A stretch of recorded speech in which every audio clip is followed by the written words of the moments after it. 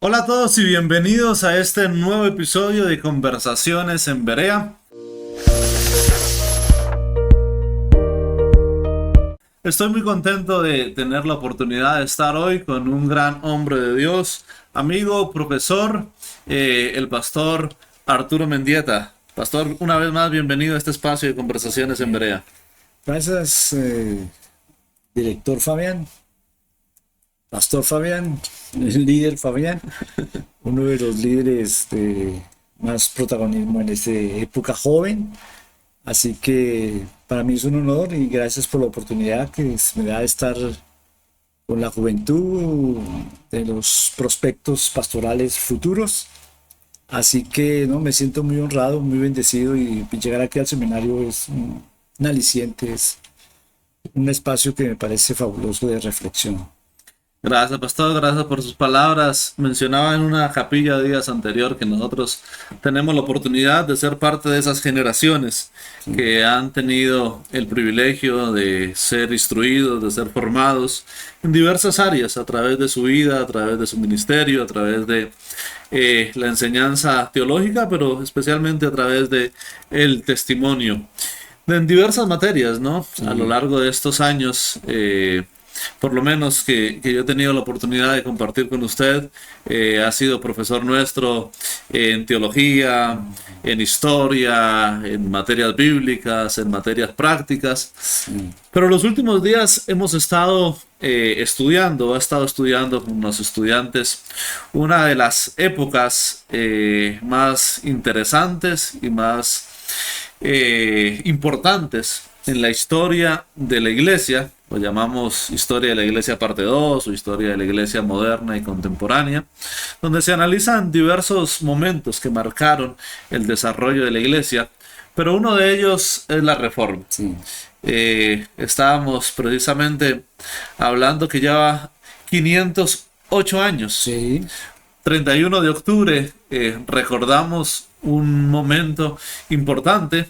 Por cierto, ¿qué recordamos el 31 de octubre? Bueno, el día, un monje agustino, sí, no tan brillante, me llama la atención, que no era tan brillante como otros, pero un hombre de una profunda espiritualidad, Fabián, Martín Lutero, y conmovido también por la Biblia, por sus estudios, porque estudió la carta a los romanos.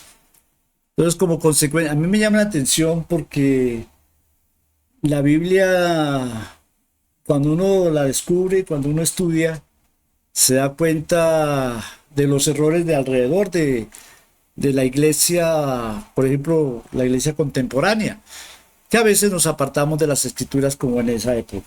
Entonces este señor tomó las escrituras y dijo, no, algo no anda bien. Y comenzó a hacer unas reflexiones y sacó sus 95 tesis. Y un 31 de octubre de 1517 clavó las 95 tesis en la iglesia de Wittenberg, allá en Alemania. Así que impactó al mundo y nos impacta hoy todavía, Fabián. 508 años después de haber, digamos, como ha habido una explosión en cuanto a lo que conocemos históricamente como la Reforma, Sí. que sabemos que era un movimiento que se venía Ajá. trabajando, ¿no? Tal vez en esa Gestando. intención, Sí, gestando desde hacía décadas atrás, sí, tal vez siglos sí, atrás, exacto. y han pasado más de 5 siglos, ¿no? Sí. Eh, ¿En qué aspectos que colocó sobre la mesa la Reforma cree usted, pastor, que 5 siglos después todavía la iglesia tiene que seguir trabajando? Yo creo que, por ejemplo, la centralidad de la Biblia, desde Savonarola, Hus, otros pre-reformadores, Wycliffe, eh, lo que hicieron ellos es rescatar la Biblia. Creo que necesitamos hoy tener esa base bíblica, solo escritura, como dice una de las cinco soles de la Reforma, solo gracia, solo escritura, solo fe. Solo todo para la gloria de Dios. Me llama la atención esas consignas de la Reforma. Y todas son interesantes y yo creo que hemos perdido con el paso del tiempo, hemos perdido, por ejemplo, la centralidad de la Biblia, la centralidad de la Biblia en el hogar, la centralidad de la Biblia en la liturgia, la centralidad de la Biblia de la Biblia en la vida de los ministros.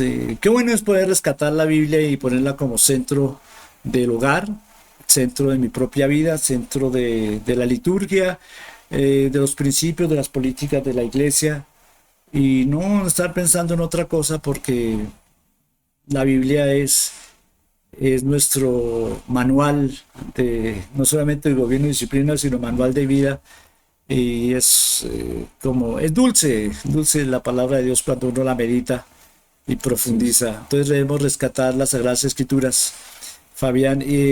También los seminarios, tener cuidado de esos movimientos teológicos de liberación, movimientos teológicos que denigran de las Sagradas Escrituras, que por ejemplo uno llegó a decir que solamente 8 versículos eran los inspirados.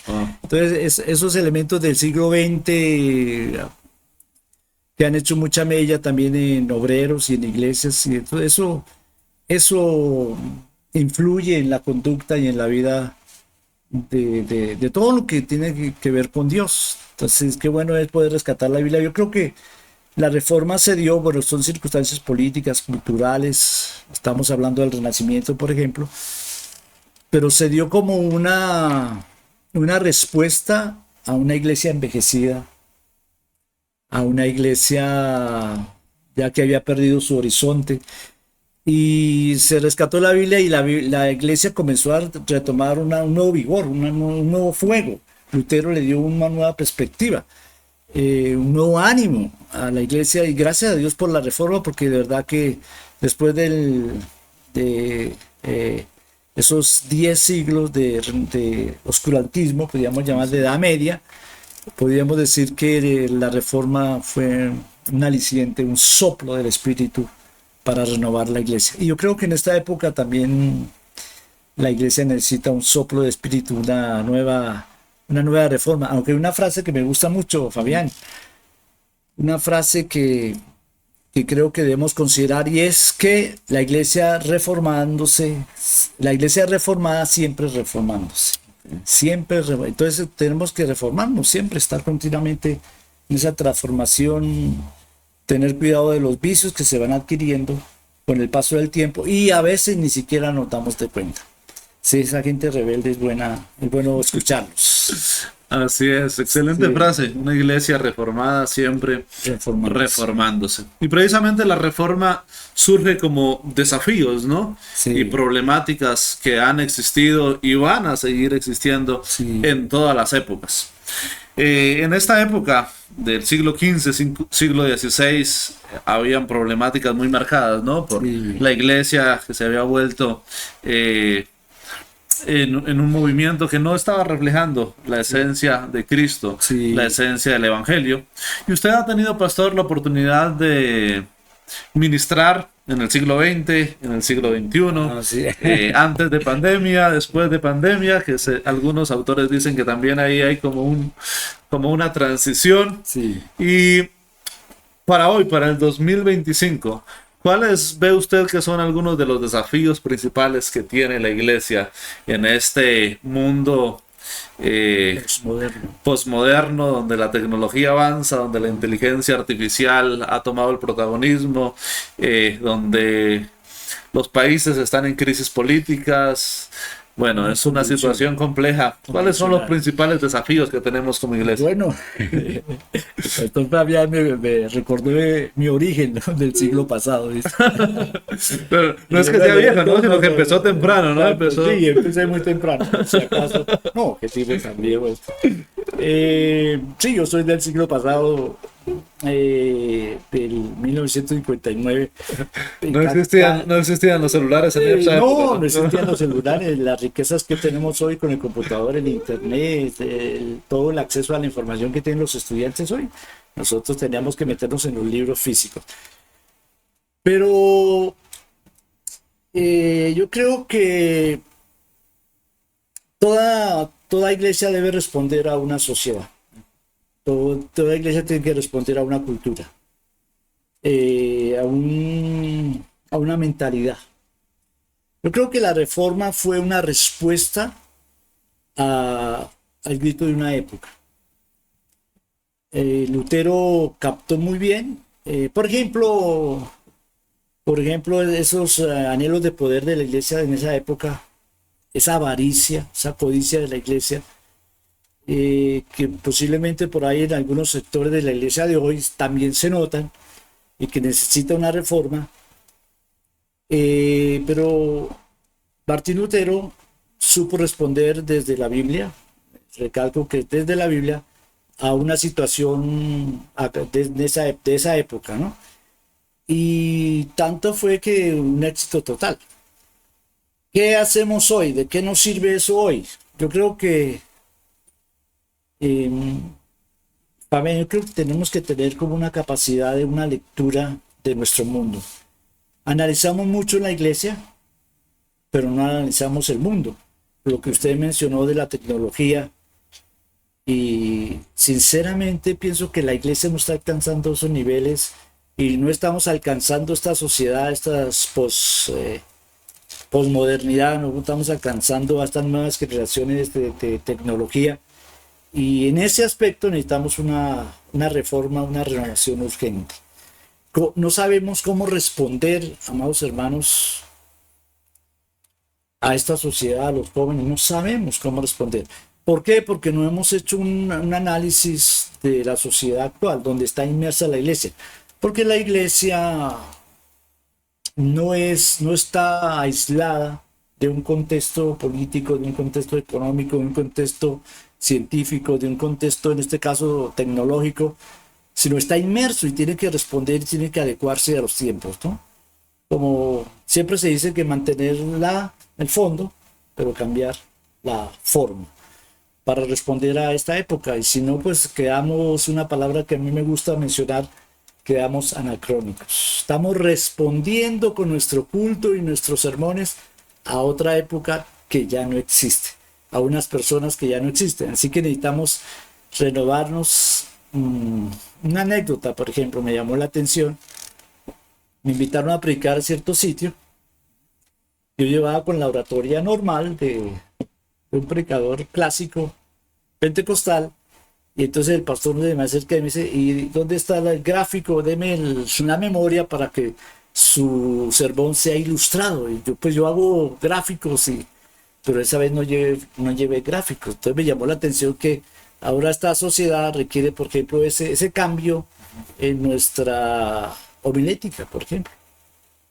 Cambios para poder ser relevantes a esta época. Hablando precisamente de cambios, hablando de tecnología y de conversaciones que uno tiene con algunas personas que lo colocan a reflexionar en el momento y también después. En estos días hablaba con alguien y él me decía: si yo quiero estudiar teología, yo lo puedo hacer virtualmente con una institución. Ajá. O lo puedo hacer a través de ChatGPT, o lo puedo hacer a través de estas herramientas. Sí. Él me decía: no le veo la necesidad a los seminarios residenciales. ¿Qué opina usted de eso, pastor, para esta época? Y sobre todo ahora que tenemos nosotros matrículas abiertas, ¿por qué siguen siendo importante un programa como este? Programa, o sea, lo mismo que los sermones y las reuniones virtuales. Yo soy de la tradición, yo soy de, no sé si la vieja guardia o qué, pero esa reunión, ese ver la persona, ese tocar la persona, ese face to face, esa cara a cara que uno tiene con la gente, que uno tiene con un profesor en un aula presencial, eso no se puede llenar con la virtualidad, ¿no? Con Zoom o alguna otra aplicación. Definitivamente no hay nada como ese contacto. Los estudiantes, por ejemplo, inclusive las mismas problemáticas que surgen entre ellos, aprenden a resolver sus conflictos, pero la virtualidad, yo doy clases virtuales y ahí está el nombre y ni siquiera abren la cámara y uno no sabe si está. Uno no sabe si está ahí solamente el nombre, pero el hombre está, o la mujer está haciendo alguna otra cosa allá. Así que es deficiente, me parece.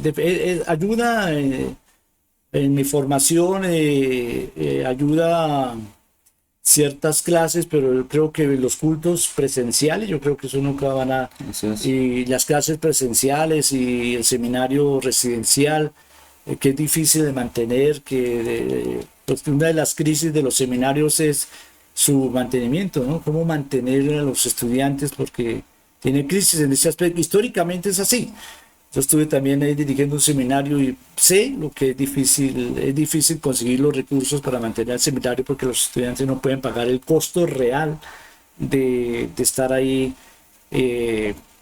interno en una institución como estas, pero me parece absolutamente necesaria. Yo estudié en un seminario interno y es una experiencia inigualable, ¿no?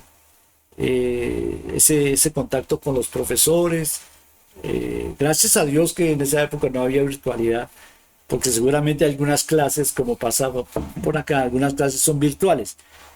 No, soy profesor virtual, pero no es nada comparable con la presencia, ¿no? La presencia de Dios, Fabián, también está en el otro. Así es. Si yo voy a la iglesia, una persona me decía, yo voy a la iglesia a escuchar un sermón, ¿no? Yo voy a la iglesia, ese es uno de los elementos de la liturgia, del cúltico, pero es esa relación con Dios, esa relación con mi prójimo, ese contacto con las personas, contacto físico, ese mirar, ver la tristeza del rostro del otro, eso no se ve muchas veces en la virtualidad. Entonces yo creo que es necesario, el Señor ayude a, gracias a Dios por los patrocinadores que tenemos, y ojalá que algunos de los oyentes, de los que están viendo este programa puedan en algún momento colaborar, ayudar a sostener un estudiante, sería fabuloso. Porque eso es mucha bendición. Hemos enviado de la iglesia personas aquí y ahorita está una bendición. O sea que es muy útil, muy práctico, muy real, muy vivencial, muy bíblico, un seminario residencial. No es comparable, ¿no? Hay muchos programas absolutamente virtuales, no solamente teológicos, sino en otras carreras, que ese es el futuro de la educación, pero yo creo que es necesario ese contacto físico con las personas, ¿no? Analógico, podemos llamarlo, yo no sé, ese contacto de tocar a la persona, de verlo, de sentir su humanidad, sentir solamente el contacto físico, verle, se puede notar. Gracias, pastor, por sus palabras que sin duda alguna nos animan. Y gracias de manera especial por su presencia, por su apoyo, por su compañía, por estar ahí siempre con nosotros, sirviendo, apoyándonos. Gracias también por compartir con nosotros en este espacio y la invitación, finalizando este mes de octubre, Sí. para que continuemos reformándonos a nosotros mismos, amando la palabra, Amén. sirviendo al Señor y preparándonos cada día para hacer mejor su obra. Sí, pero yo creo que como conclusión, yo creo que la reforma y los prerreformadores, todos se movieron por la Biblia. Así es.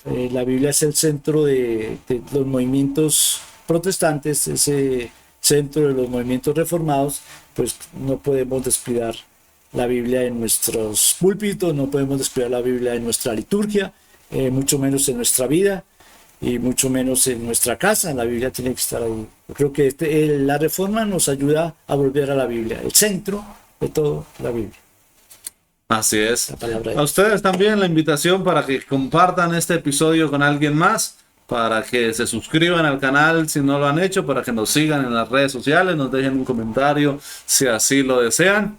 Y la invitación para que estén a la expectativa del próximo episodio de Conversaciones en Berea y también de todo lo que hacemos aquí en el Se Vive, que está en nuestras redes sociales, en nuestra página web, sevive.org. Una vez más, Pastor Arturo, muchas gracias y a todos nuestros amigos, Dios les bendiga.